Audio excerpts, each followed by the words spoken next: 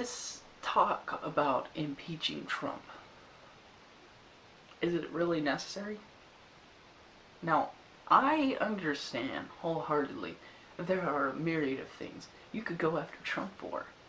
But when you talk about impeaching him, that does nothing but embolden Trump's base and the fact that he has so many supporters, which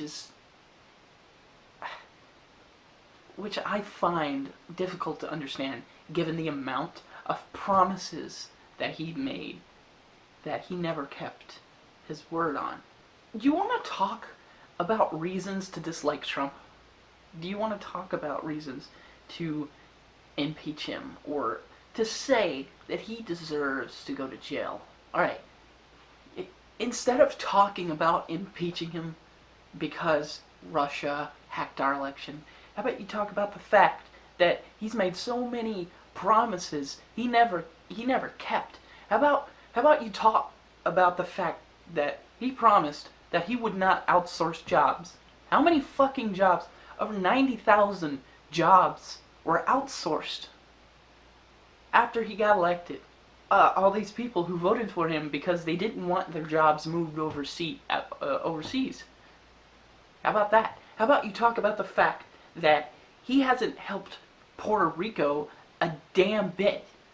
And when I did see his fucking ass there, what was he doing? He was standing at a group of desperate brown people, and he was tossing fucking paper towels at the desperate group of people, like the fucking scrounging plebeians they are. I'm gonna toss them, see what brown ones catch them.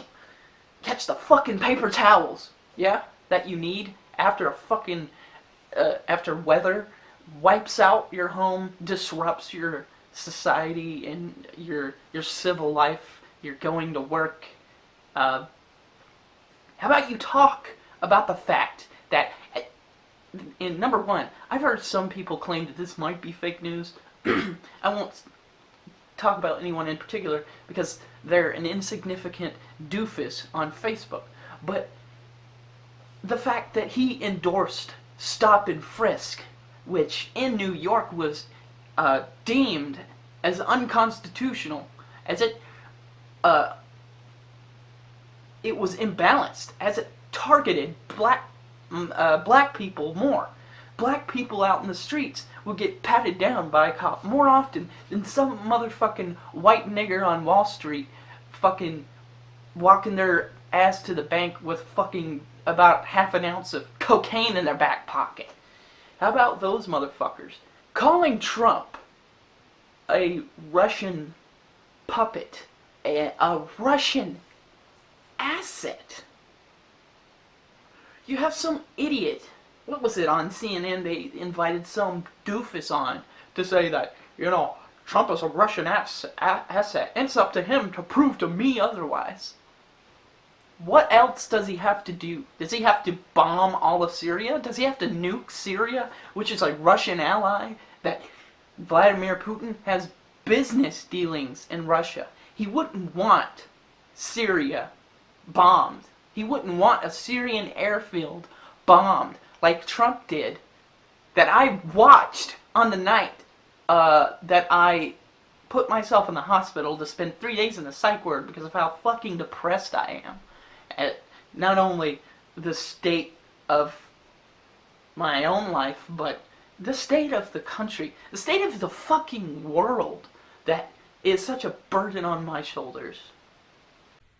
And the problem with Brian Williams, he got in trouble because he puffed up his war record, right? He said he was on a helicopter that took enemy fire, and turned out that was BS. And then immediately NBC News threw him under the bus, and then he said that bus took rocket fire.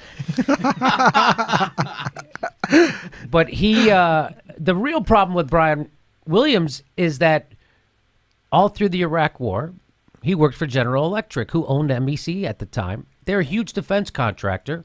How many checks do you take from a defense contractor in the middle of an illegal war before you stop calling yourself a journalist? So that's number one. Number two, way worse than that even, is that Brian Williams, Brian Williams would bring on generals, retired army people, or military people, to give us the straight dope about what was happening in Iraq, so that to inform the American public, so we could make up our minds with accurate information about what's really happening over there. Except that's not what was happening. Those generals and all those ex-military people he was bringing on to give us the straight dope about what was happening in the war weren't giving us the straight dope about what was happening in the war, because they were all on the take from the military-industrial complex.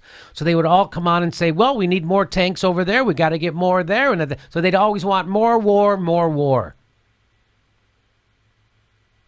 Brian Williams never told us that those military people were on the take, taking money from the military-industrial complex. Never told us, which is malfeasance journalistically. Guess the guy who did tell us won a Pulitzer Prize for it in the New York Times. After that story was published, after he won the award for that story, exposing Brian Williams and the NBC News, Brian Williams still never told his audience about it. And that's the real problem. Of course they pretend, of course they pretend that's the problem. Oh, that he puffed up his war record? He did a little stolen valor, which is what Brian Williams did. That's hardly the real wrongdoing. And now you're going to see you want to see war propaganda? And now this guy can't do it enough. So here's the night when we were, the United States started bombing Syria in response to a false flag gas attack. The second one so far that I've seen. Here, listen to this. Go into greater detail. We see these beautiful pictures at night from the decks of these two U.S. Navy vessels in the Eastern Mediterranean. I am tempted to quote the great Leonard Cohen, I'm guided by the beauty of our weapons. And they are beautiful pictures of fearsome armaments making what is for them a brief flight over to this airfield. What did they hit? What are you convinced? What a hard-on for war this guy has. Let's hear it again. Let's hear it again. This is Go into greater detail.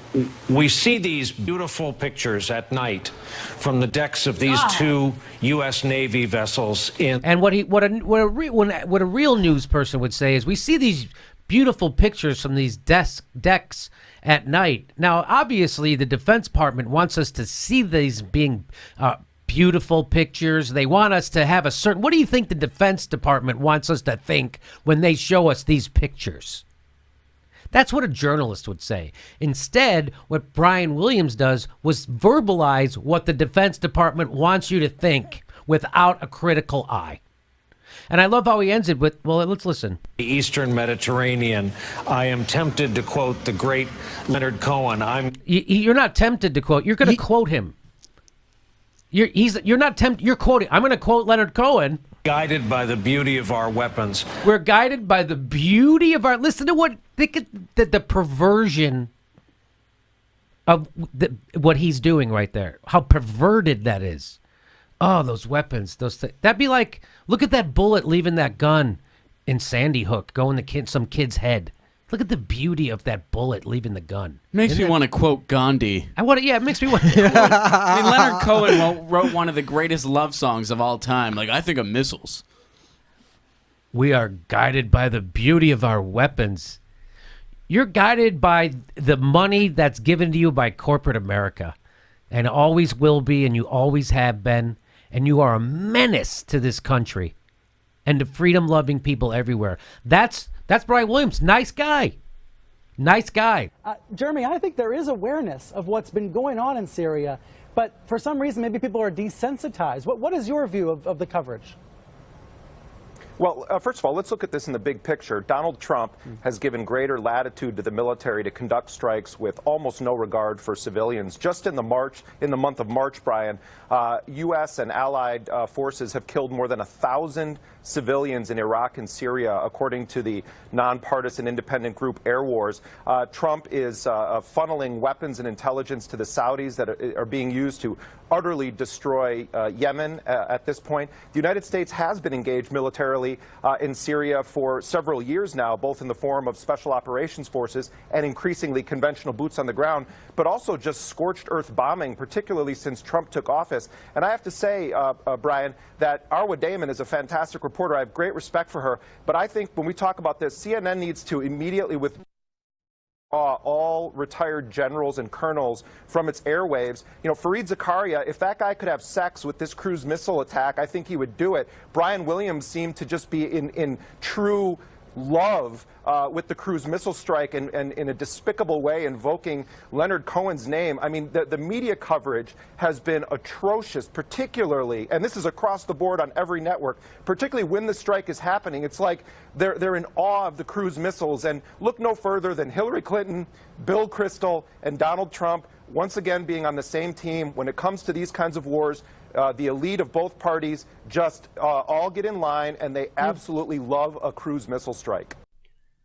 Hot diggity damn, Jeremy. Hot diggity damn.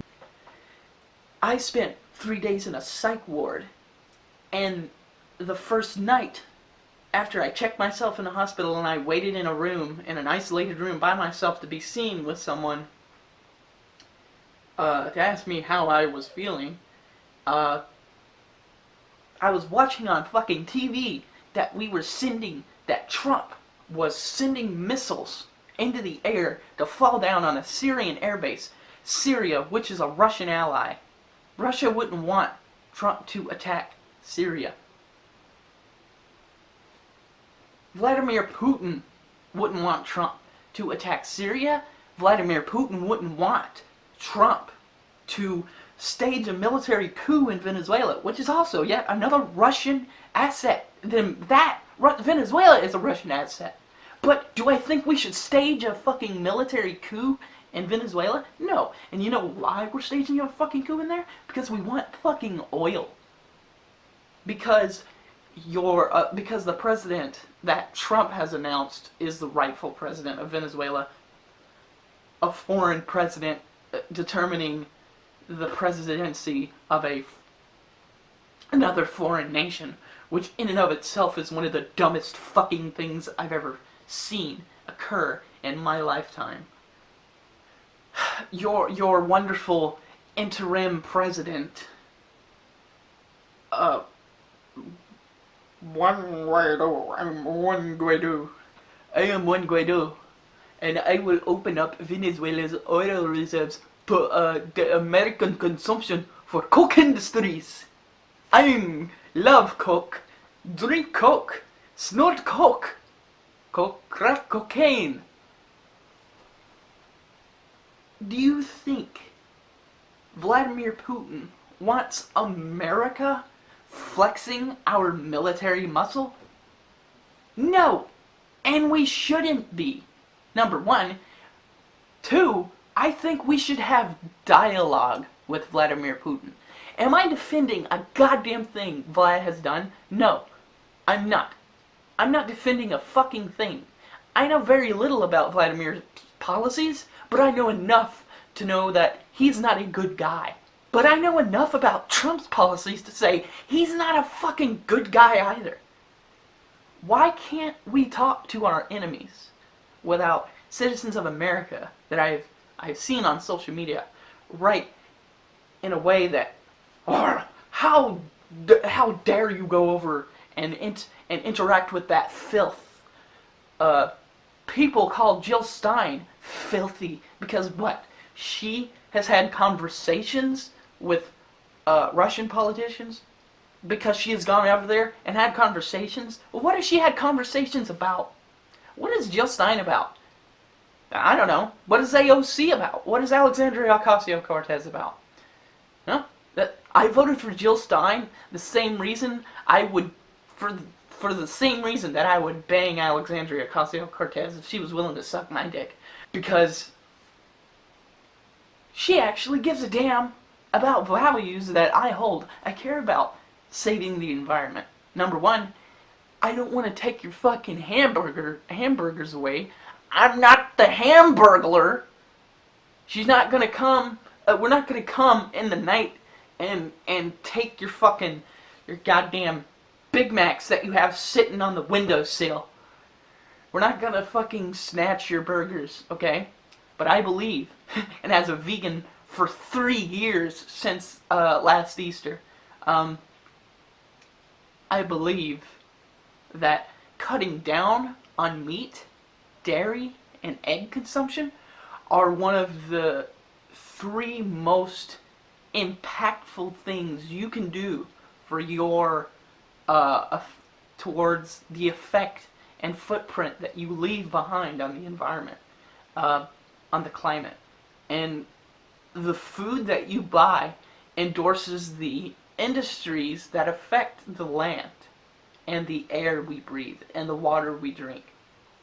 I find the term cow farts alone so disingenuous because it overlooks a more substantial issue with this whole thing involving agriculture.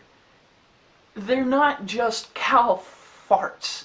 They're literal fields of shit because there's so many cows and there aren't enough fucking workers out there, and let alone, I don't think there would ever be enough workers out there because who the hell wants to shovel fields and literal acres of shit? I started doing more investigating on the impacts of livestock and found out this situation was actually worse than I had thought.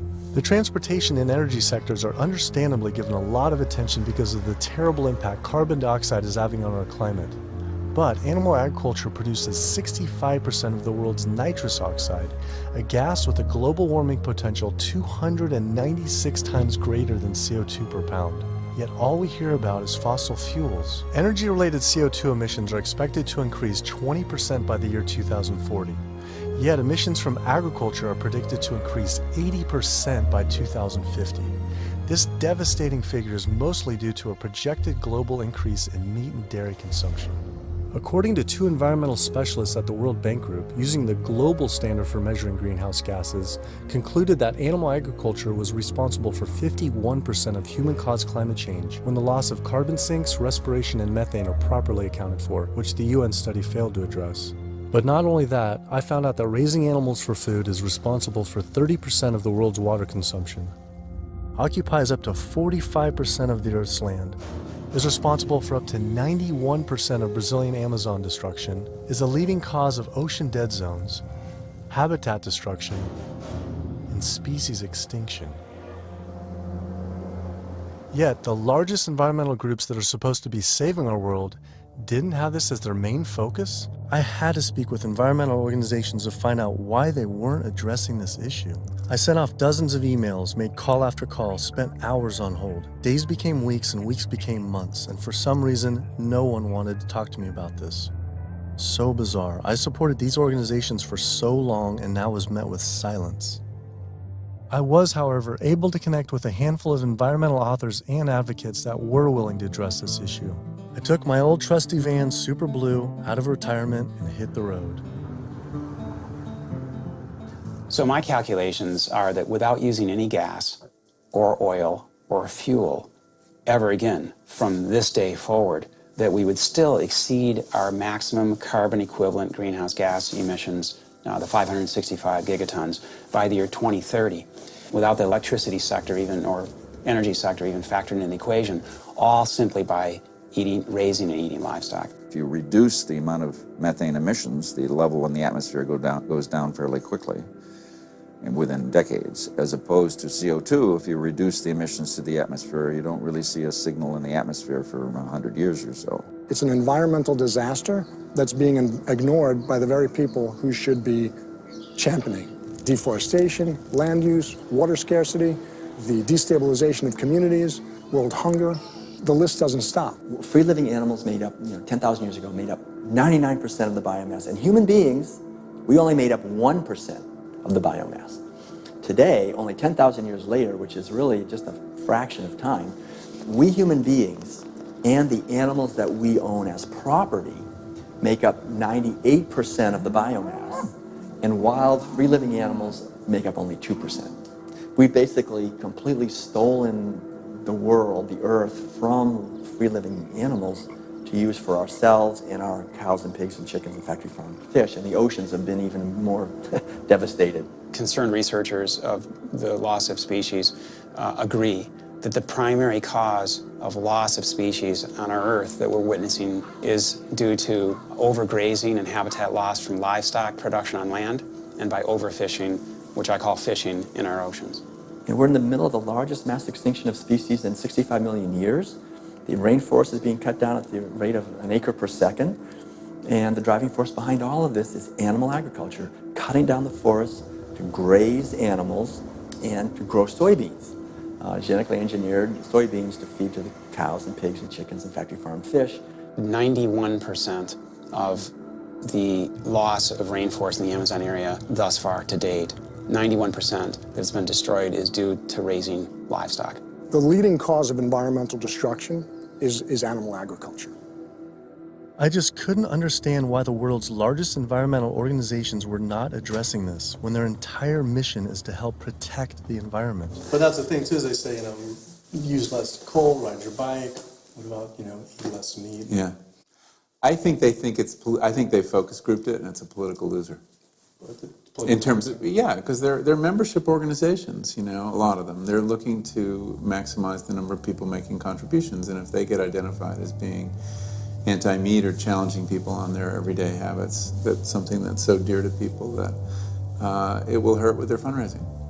They do not want to address the primary driving cause of environmental devastation, which is animal agriculture, because they're businesses and they want to make sure that they have a reliable source of funding. I went invited to a meeting with Al Gore and some years ago now, and made these methane arguments, and he was really pushed back. And that's just his argument. It's hard enough to get people to think about CO2. Don't confuse them.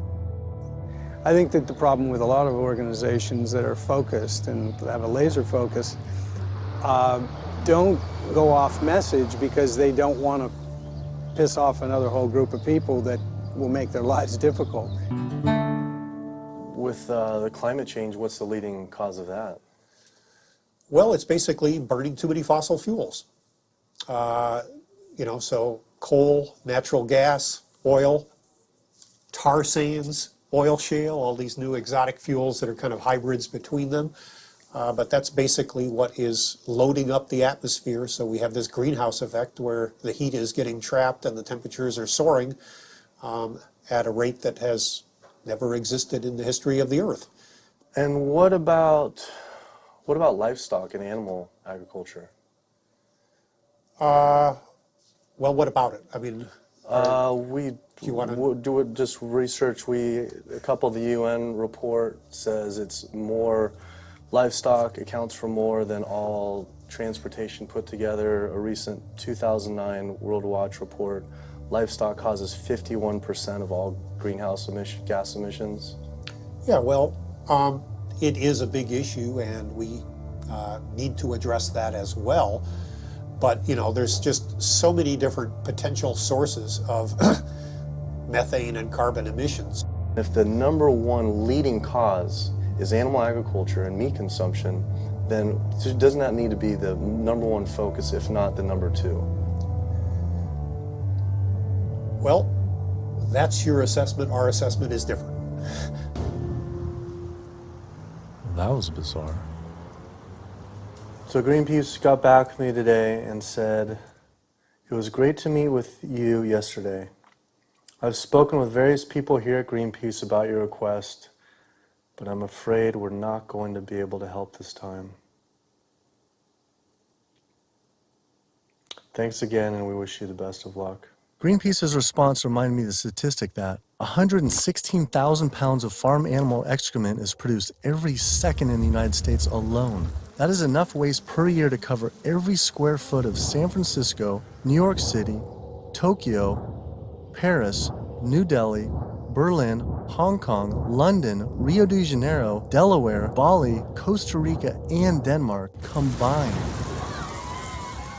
Livestock operations on land has caused created more than 500 nitrogen-flooded dead zones around the world in our oceans, comprise more than 95,000 square miles of areas completely devoid of life. So any meaningful discussion about the state of our oceans has to always begin by frank discussions about land-based animal agriculture, which is not what our conservation groups, Oceana being the largest one in the world right now, the most influential, as well as others, that's not what is at the apex of their discussions.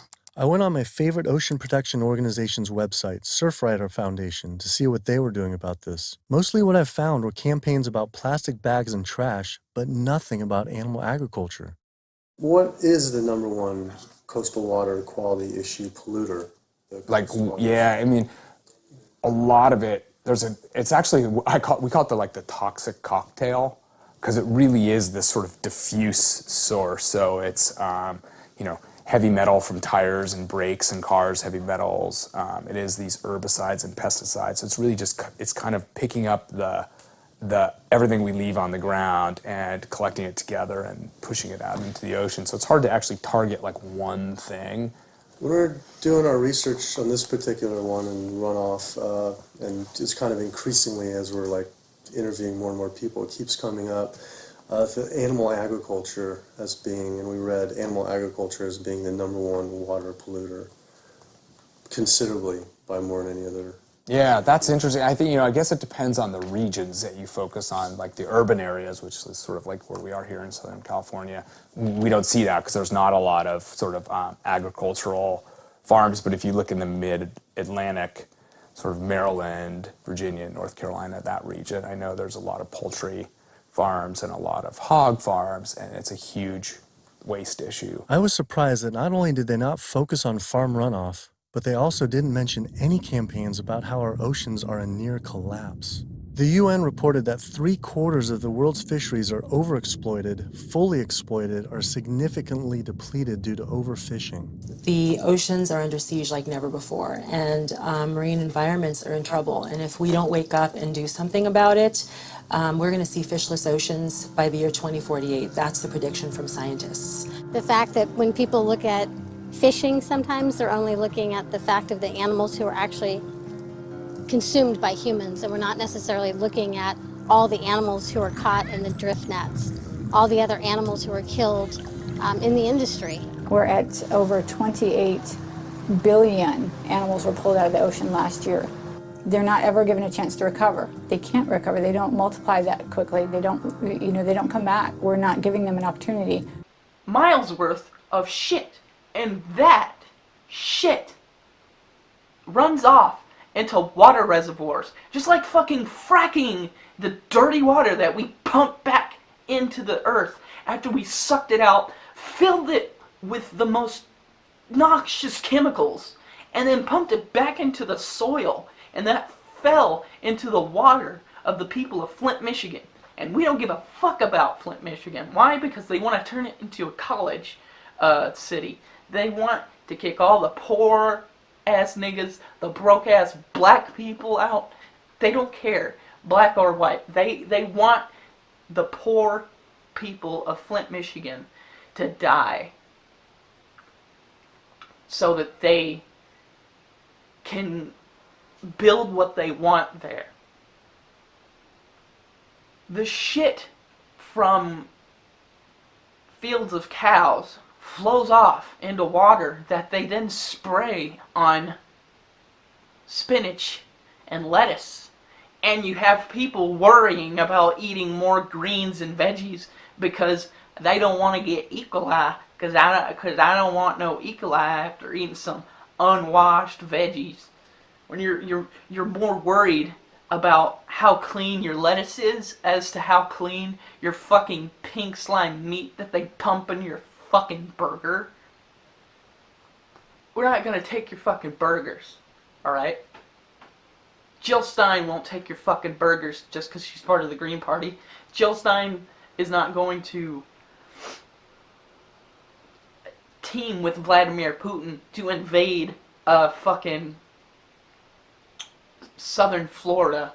There'll be spec ops forces from Russia, Russian Marines, Navy SEALs going in there and stealing your fucking burgers in the night while you sleep.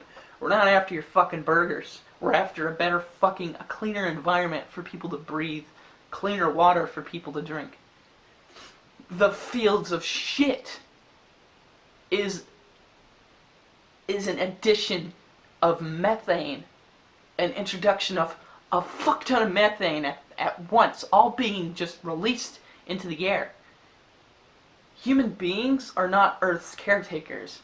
We're its conquerors. And when we go in and we burn down rainforest,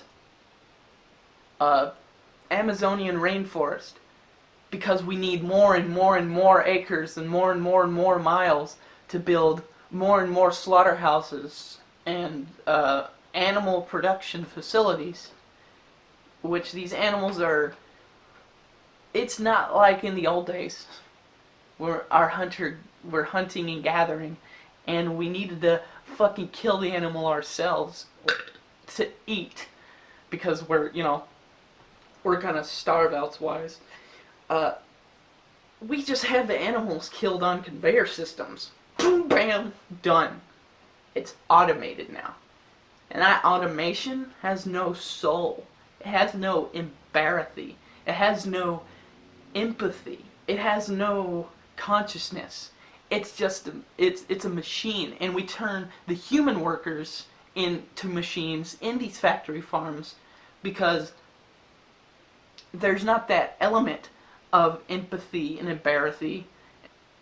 There's not that psychological element of I'm doing something wrong, I'm doing something hideous, or I'm actually having a very negative outcome effect on the environment. I'm having a very negative effect on the environment. When you say, let's impeach Trump, you're not focusing on Trump's policies. You're focusing on impeaching Trump. The better thing to do in this non-democracy that we have, where over 100 million people did not vote in 2016, and if 100 million people more voted or were able to vote, or actually chose to vote when they very well could, a lot of people can't vote because they were busted with some fucking pot in the pocket. And their life was destroyed because of this war on drugs. And you're thrown in prison because you have some pot in your pocket? You can't vote anymore. Why? Because you've gone to prison. You're a bad guy. You can't vote. Just as much as the Boston Marathon bomber can't fucking vote. We're putting you in the same category as a voter. You can't vote. You can vote just as much as fucking Dylan Roof can vote. You know? You want to be a fucking white nationalist? Do you want to be do you want to be that type of guy who runs up into a church and just starts shooting people? You can't vote because you're as bad as that guy. I think so many people could alter the course of our democracy if they were allowed to vote. There's so much voter suppression. And back in 2016, when a man was reporting on...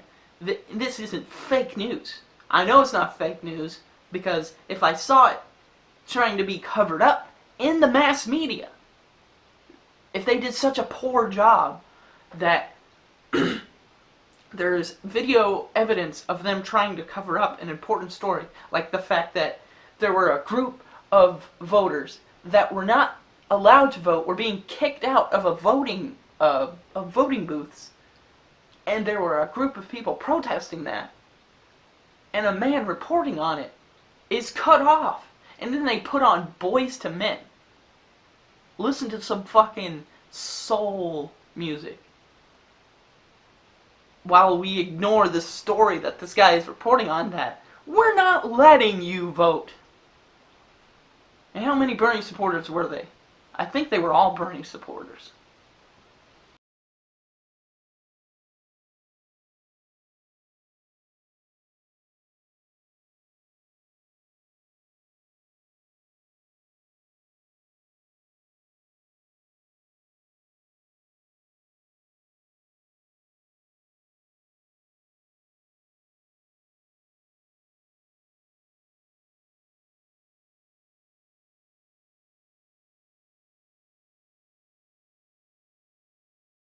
One group unfurled a giant banner above Joe Biden that read election fraud. Yeah, they did. They did. However, when I posted that image on my Facebook page, Facebook took it down, literally, and said it violated Facebook standards. Oh, really? What standards are those? The don't say anything of substance clause of my user agreements? The here's a photo of the fruit salad I made and nothing more ever else important clause?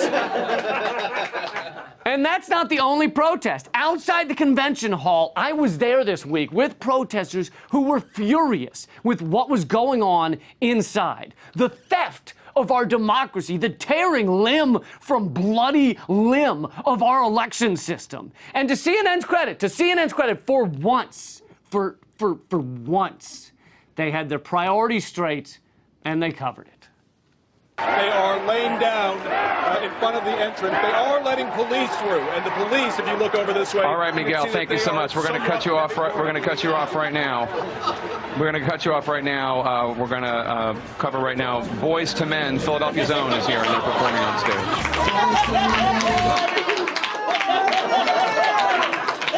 Don't look at the protesters, America. Pay attention to this 90s doo-wop group you lost your finger virginity to. Look.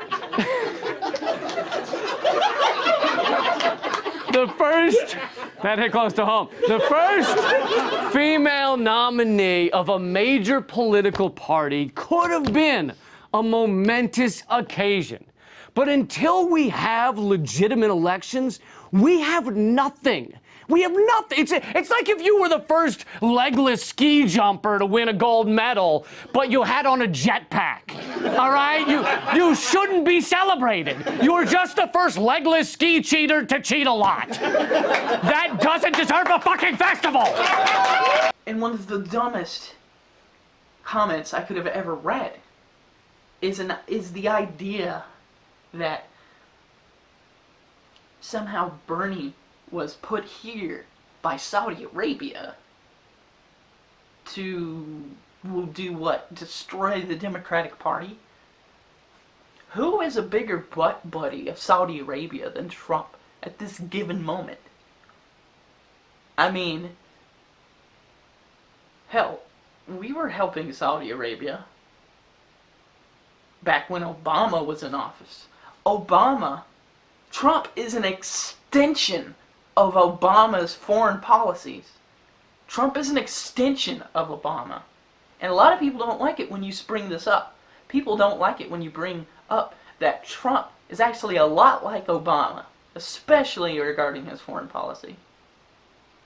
Why don't you talk about that instead of impeaching him? Why don't you talk about how he's a lot like Obama when Obama ramped up the drone war? Trump ramped up the drone war by over 400%.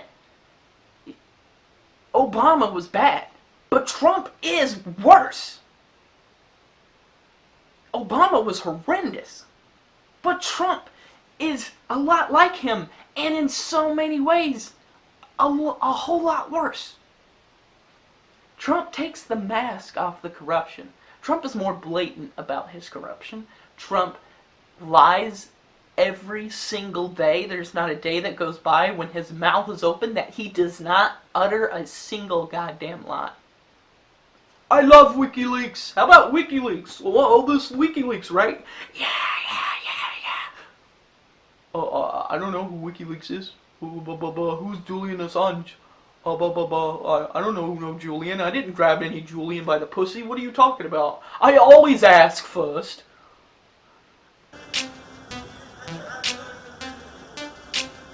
Do you still love WikiLeaks? I know nothing about WikiLeaks. It's not my thing. I know nothing really about them. It's not my deal in life. I don't really have any opinion. WikiLeaks. Oh, we love WikiLeaks. This WikiLeaks stuff is unbelievable. WikiLeaks. I love WikiLeaks. 33,000 emails. 33,000. But we'll talk about that in a minute. We have to go back to WikiLeaks. Oh, WikiLeaks. WikiLeaks also shows something I've been warning everybody about for a long time. The media is simply an extension of Hillary Clinton's campaign. You saw it. You saw so many of the things. I'll tell you, this WikiLeaks stuff is unbelievable. It tells you the inner heart. You got to read it. They want to distract us from WikiLeaks. It's been amazing what's coming out on WikiLeaks. Oh, we love WikiLeaks. Boy, they have really, WikiLeaks, they have revealed a lot. They've revealed that there's a great hostility toward Catholics. They've revealed that there's a great hostility toward evangelicals. I mean, this WikiLeaks is fascinating. And you know, as I was getting off the plane, they were just announcing new WikiLeaks, and I wanted to stay there, but I didn't want to keep you waiting. Let me run back into the plane and find out.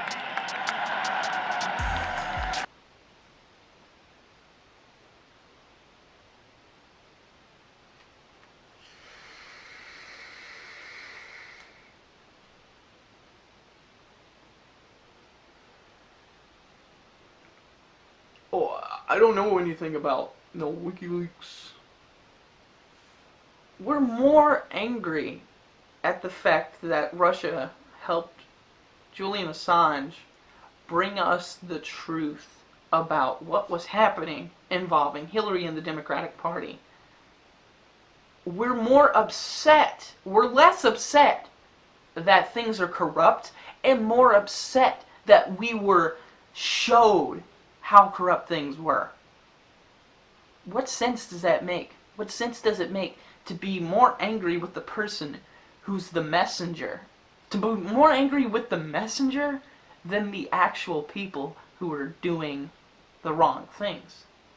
We're more upset at a fucking journalist than we are a fucking US representative like Hillary Clinton, who landed under sniper fire,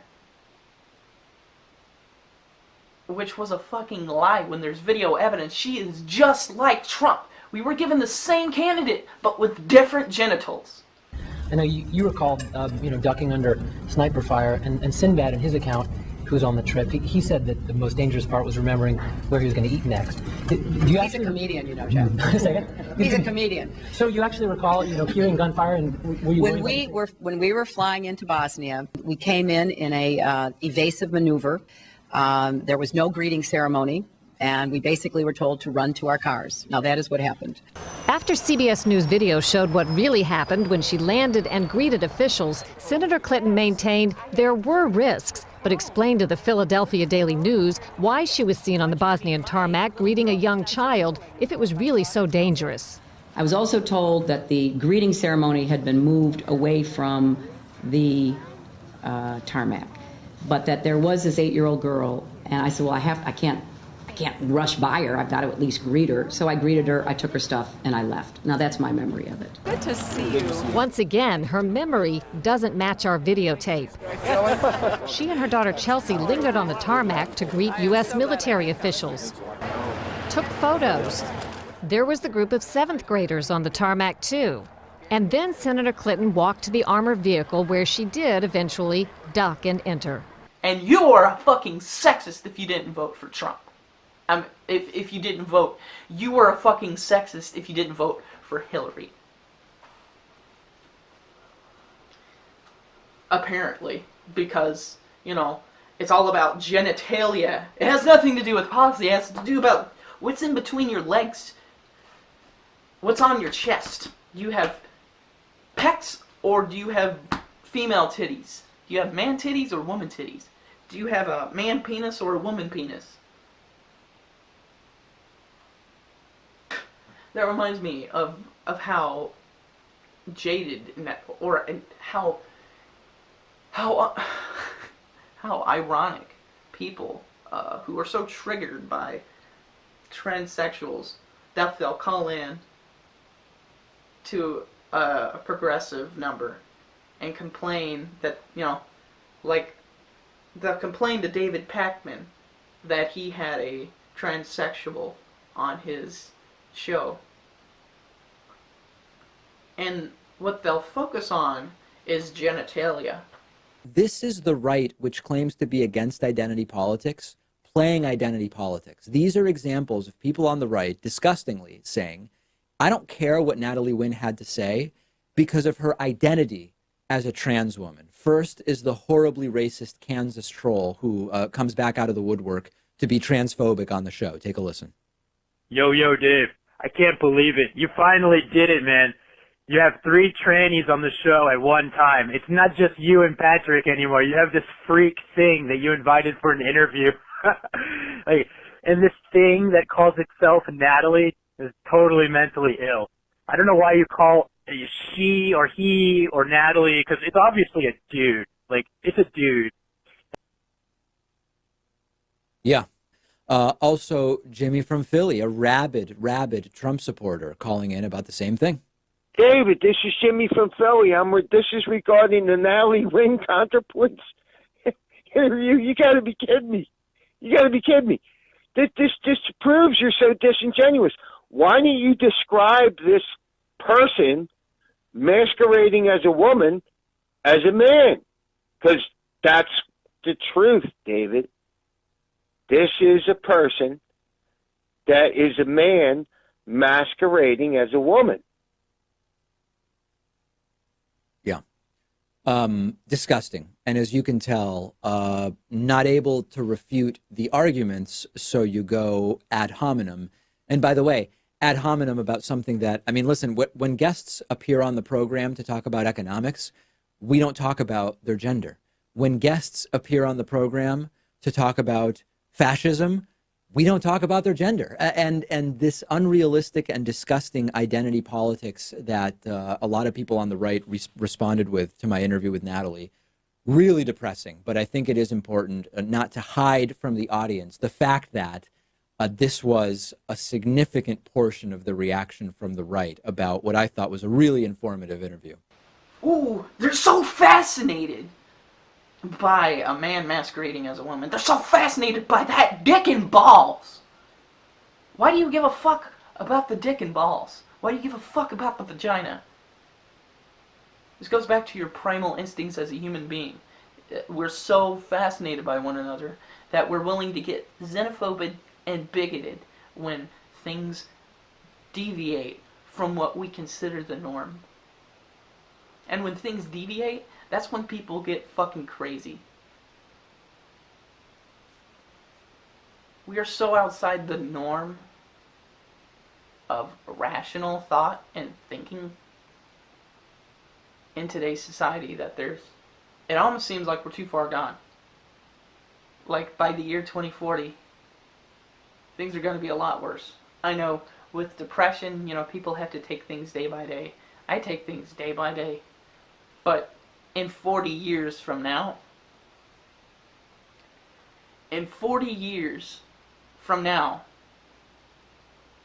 I'll be 64. I think that's right. 40, if I'm 24, 4 plus 2, yeah, 20 plus 40, 64. I'll be 64 in 40 years. And how fucked up will the world be if we continue down this state of ravenous ecosystem destruction? So our ravenous consumption of resources, that we look past the needs and care for the environment that there really needs to be. We don't want to talk about how Trump is and how Trump believes that climate change is a hoax. When the climate changes, but there's a difference between climate and there's a difference between climate and weather. There's a difference between climate and weather. And we very well exacerbate the effects of climate change. Things will change. Weather fluctuations will happen. But they can be a lot worse. We can have more hurricanes when hurricane season rolls over. We can have more destructive hurricanes when the seasons come and go. We can have higher toxicity in our oceans. We can have...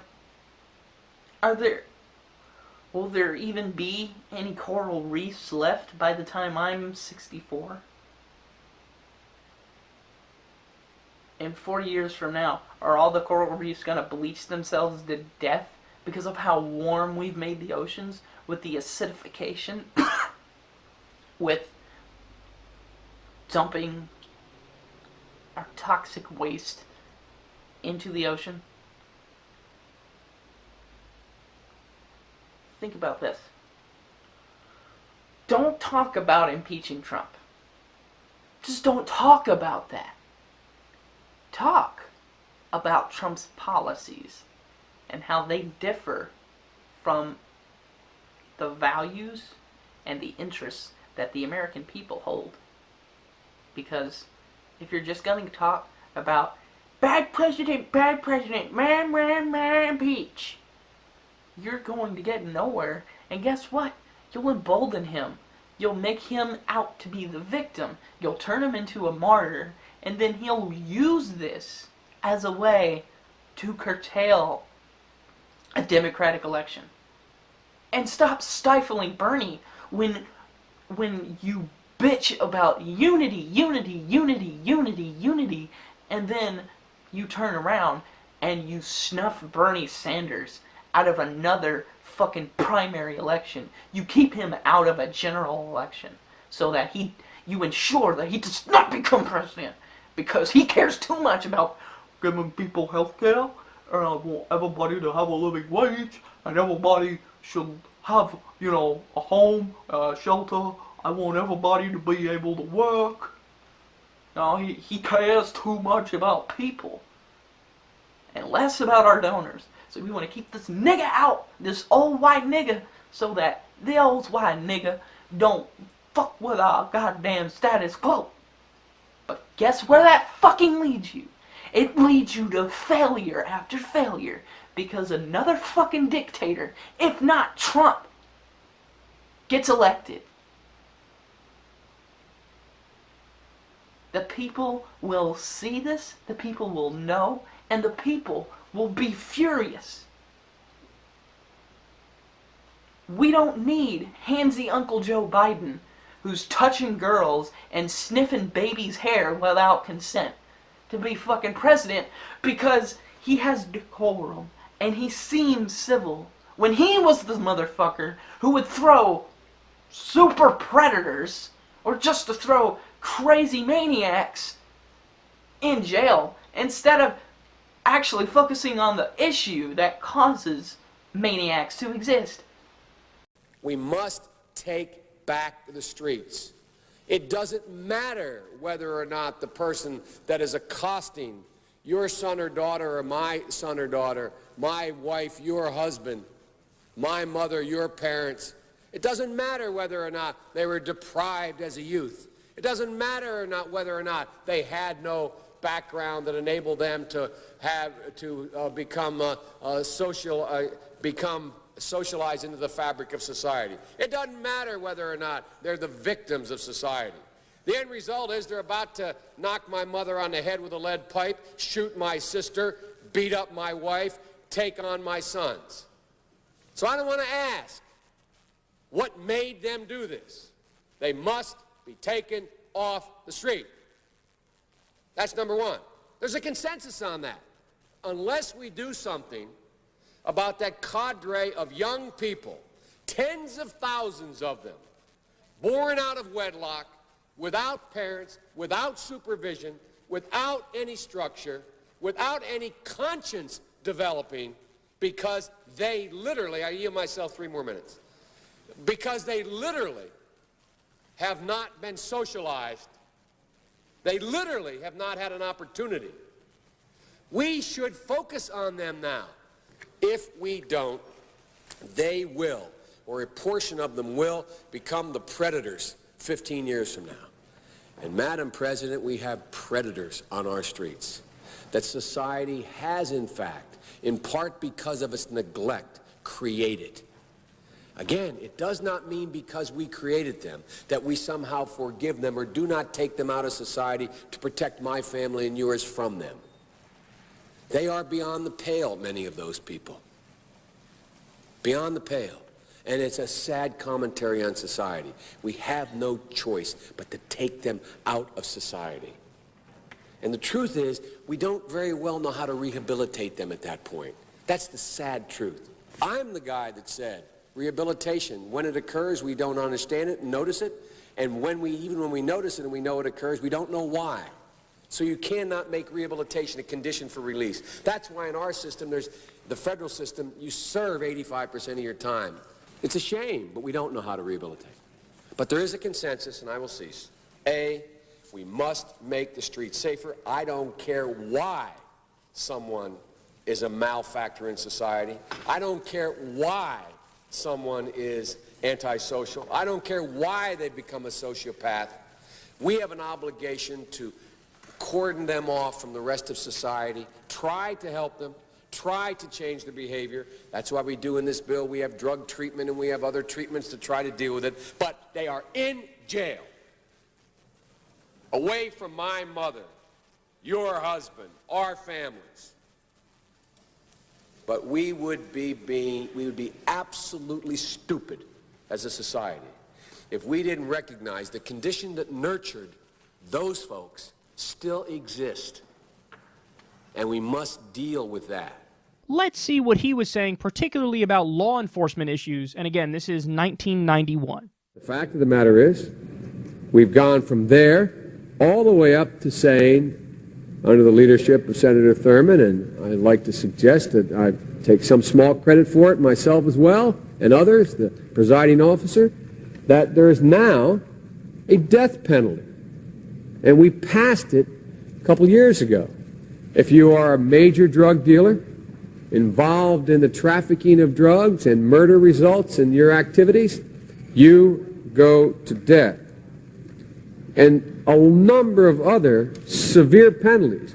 We changed the law so that if you are arrested and you are a drug dealer, under our forfeiture statutes, the government can, take everything you own.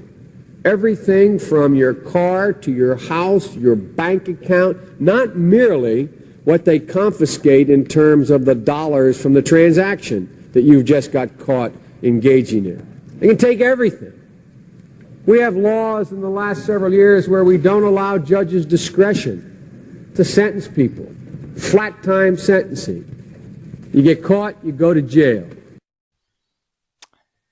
So Joe Biden here is bragging about expanding the death penalty for major drug dealers. So in other words, no longer, hey, you can kill somebody who has killed somebody.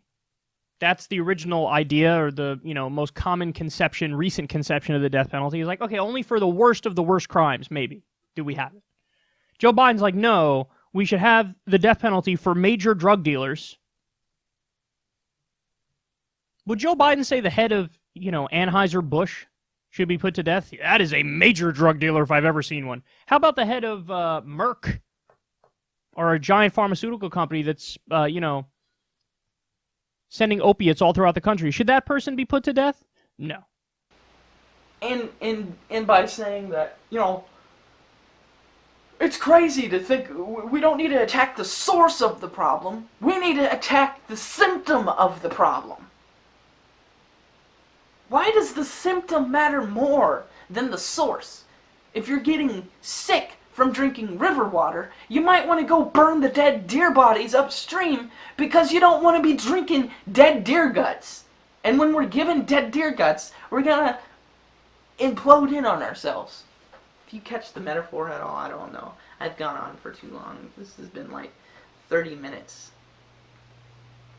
And I'm sitting here trying to reach out and say, don't focus on impeaching Trump. Focus on attacking his policies. Focus on attacking the promises he didn't keep. So that you ensure people know this and will not vote for him because of his policies. But when you get mad at a foreign nation, when you have a stick up your ass about another country that's military is not as powerful as your military. Impeach Trump, impeach Trump, impeach Trump. But why? Why impeach him? Why impeach him? Impeach Trump. Why impeach him? Because of a foreign power? Oh, what the fuck does Russia have to do with Trump? When the original crime, collusion, wasn't found. I haven't read the Mueller report, but I know people who have. And I should read it. But goddamn, son, I didn't need a Mueller to investigate Trump to see how full of garbage he fucking is. What about all... And I have a question to all his still supporters who will watch him lie, who will watch him make repeated lies, and not call him out on that, and not get pissed off about it, and not actually go, whoa, there's something wrong with you when you said the opposite of what you're saying today, you said yesterday. You said the opposite of it yesterday, but today you're saying a different story. It means you're not consistent. It means you're a fucking con man. And I knew you were a con man back in 2016. I knew you were a con man in 2015 when I was introduced to him as a presidential candidate. When I knew he was running for president was when I watched him get roasted by comedians and Seth MacFarlane. I watched his fucking roast and they were fucking awesome because they called him the piece of garbage he fucking was. As a human being, he is walking garbage. And he did drain the swamp. And you know what he found? He found his fucking jewels and pearls at the bottom of it. These fucking sea urchins of human fucking beings. These trash bags of fucking Republicans that he surrounds himself with. Fucking... These guys are the facilitators of his policies and his ideas. They carry the same ideas and the same values as Donald Trump. They are sea urchins of human beings. They are disgusting roaches. They're parasitic cockroaches. And when you drain the swamp, you find your treasure trove at the bottom of it. You're worse than a swamp. You're the fucking swamp owner.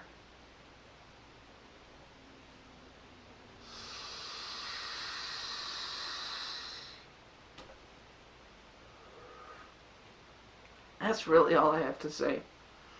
Peace, I guess. Or war. Whatever works for you.